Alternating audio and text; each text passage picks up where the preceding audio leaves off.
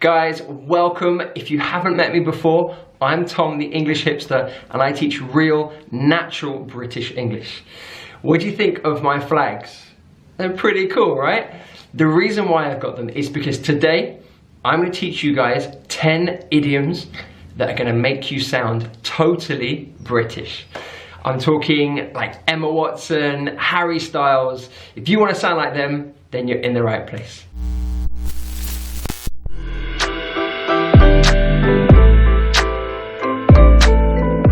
Possibly the most British idiom of all is not my cup of tea. So if something is not your cup of tea, it means that you don't like it, or it's the kind of thing that you don't like doing. So for example, you might say, swimming's not really my cup of tea. Swimming is not really my cup of tea. And that just means that you don't like doing it. Maybe you prefer running or doing other things, but swimming, you don't like doing it. So it's not my cup of tea. We often use it in response to the question, do you like? So do you like running? Do you like running? I say, it's not really my cup of tea. And that just means I don't like doing it. So good. If something is a piece of cake, it is easy to do. Not a problem, not difficult at all. So obviously for you guys, learning English is a piece of cake, right? Okay, maybe not learning English. I know it can be difficult. But maybe you did an exam and it was an easy exam. So you come out of it and you tell your friend, oh, that was a piece of cake. And that just means that was really easy. I might say, I passed my driving test. It was a piece of cake. It was really easy. So if something is a piece of cake, it's really easy. I love, love, love this idiom. This one is to go pear-shaped. And it means that if a plan goes pear-shaped, it fails. It goes wrong. It's a disaster. So, for example, maybe I planned to do a Facebook Live lesson for you guys, and then there's no Wi-Fi, my phone breaks, someone calls on the phone, then the Facebook Live lesson goes pear-shaped, okay? It goes wrong. I wasn't successful, okay? So to go pear-shaped is such a great British idiom.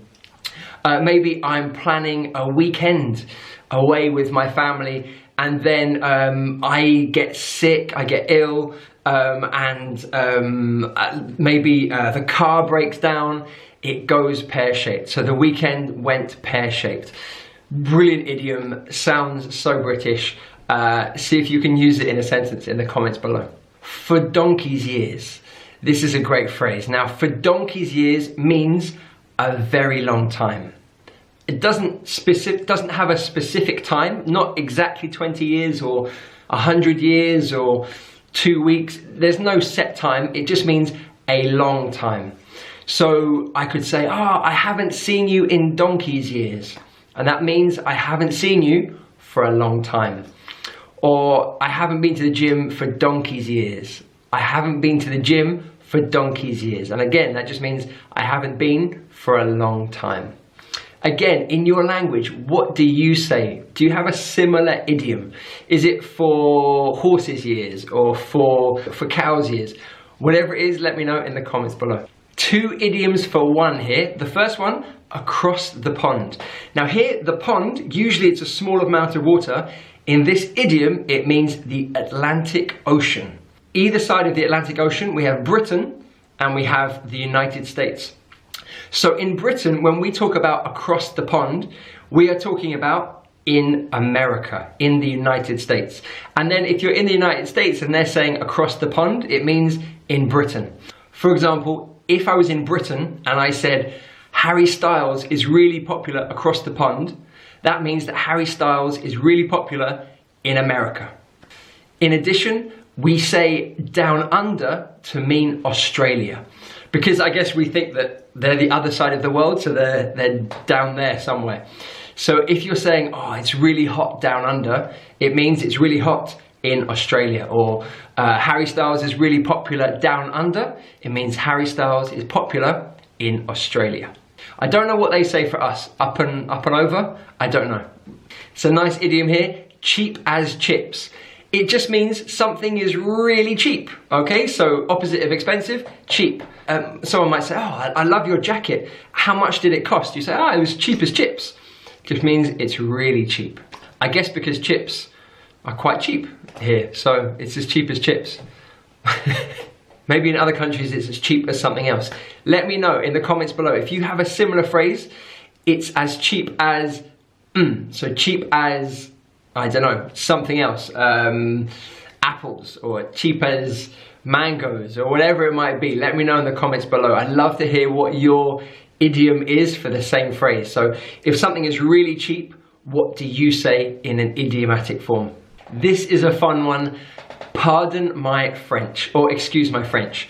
So if you say pardon my French, it's because you've used or you are going to use a rude word. Now obviously I know you guys don't use rude words, and neither do I, of course.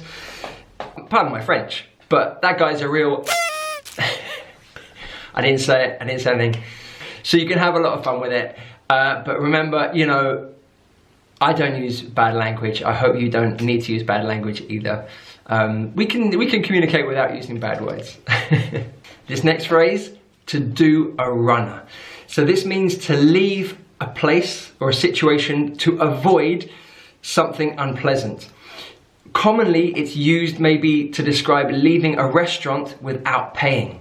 Okay, so maybe at the end of at the end you get your bill and you just leave without paying.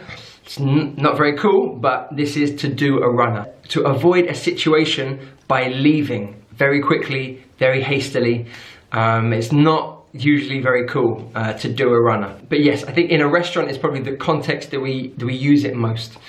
So I've never done a runner. There we are, that's the example sentence. I've never done a runner from a restaurant. It means I've never left without paying. I promise. I promise. I love this idiom, itchy feet.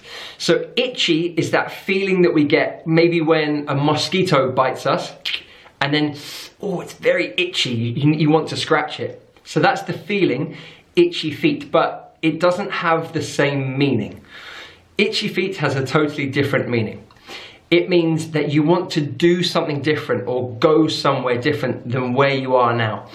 So often we feel it maybe when we are in one place and we want to go somewhere different. So for example, when I'm in London, I love being here, but I also want to go and travel somewhere else, somewhere new, go to a beach in Thailand, or go to walk around the city of Rome or Barcelona or Venice or something. So it's that feeling of wanting to go somewhere different or do something different. You can't do something to save your life. Can't do something to save your life. This is a great phrase, really natural. So if you can't do something to save your life, it's a very exaggerated way to say that you are rubbish at doing it. You're not very good at doing it. Let me give you an example. I am a terrible drawer. I cannot draw. When I try to draw fingers and it looks like big potatoes, it's a disaster. So I would say I can't draw to save my life. I can't draw to save my life. And that just means I'm rubbish at drawing. I'm not very good at drawing. This is a great phrase. I can't do something to save my life. So another example, I can't speak French to save my life. I learnt French for 6 years, something like that, and I'm terrible. It's embarrassing. Je suis désolé, which I think means I'm sorry, I think. So I can't speak French to save my life. Just means I'm terrible at speaking French. Guys, have I left any British English idioms out?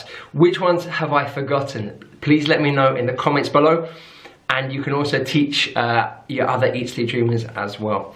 Thank you so much for hanging out with me, guys. Remember to subscribe to my channel, hit the like button, share this with anyone that you know that's learning English, and let's help as many people as we can learn English together. Thank you so much for hanging out with me. This is Tom, the English hipster, saying goodbye.